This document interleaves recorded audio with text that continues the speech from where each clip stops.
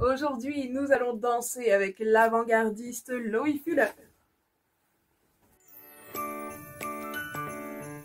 Loïc Fuller est né en 1862 dans la banlieue de Chicago. Après s'être formée à la danse burlesque, elle va avoir une révélation sur scène. Alors qu'elle interprète le rôle d'une femme sous hypnose, elle a l'idée d'utiliser la nouvelle jupe de la danseuse burlesque Kate Vaughan et à l'aide de grands mouvements, elle fait apparaître des formes sur scène. Le public est subjugué. À l'époque, les danseuses portent des tutus courts et rigides. Cette jupe est longue et fluide. S'inspirant de cette jupe et des mouvements des derviches tourneurs, Loïc Fuller va créer un style unique et novateur. Elle monte une troupe et fait une tournée triomphale aux États-Unis. Puis elle part à Paris où on lui propose une résidence aux Folies Bergères. Elle est la coqueluche de Paris et des artistes parisiens. Elle est l'artiste la mieux payée du monde du spectacle.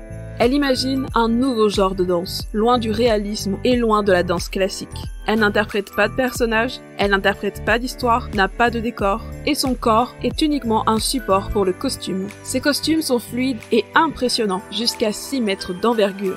Mais la créativité de Loïc Fuller ne s'arrête pas à ses costumes.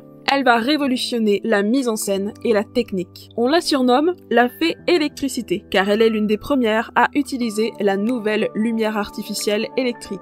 Elle va se servir des projecteurs pour sublimer son mouvement et utiliser les couleurs. Elle installe même chez elle un laboratoire où elle peut étudier les effets lumineux et les rayons ultraviolets. Son système de projecteurs nécessite jusqu'à 30 techniciens éclairagistes. Et pour jouer encore plus avec la lumière, elle demande à Pierre et Marie Curie de lui fournir de la poudre de radium, ce qui malheureusement ne sera pas possible, mais Thomas Edison va l'initier aux rayons X. Pour elle, il produit même le premier film colorié en 1896.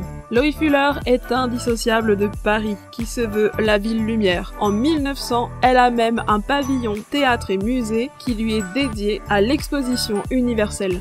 Elle va monter une troupe de danse et sera imitée par énormément de danseuses, dont son élève Isadora Duncan, qui aura un succès mondial et dépassera sa renommée. Pour protéger ses créations, Loïc Fuller a une obsession: déposer des brevets et attenter des procès contre les plagiats. Elle garde même secret certaines techniques de fabrication de ses décors et ses éclairages, et même ses équipes techniques ne sont pas au courant. Malheureusement, ces procès n'aboutissent pas, car la protection de la création n'est pas à la page à cette époque. Cette pionnière de la mise en scène de la technique et de la danse moderne sera peu à peu oubliée par le grand public, mais restera une référence dans le milieu de la danse et du music hall.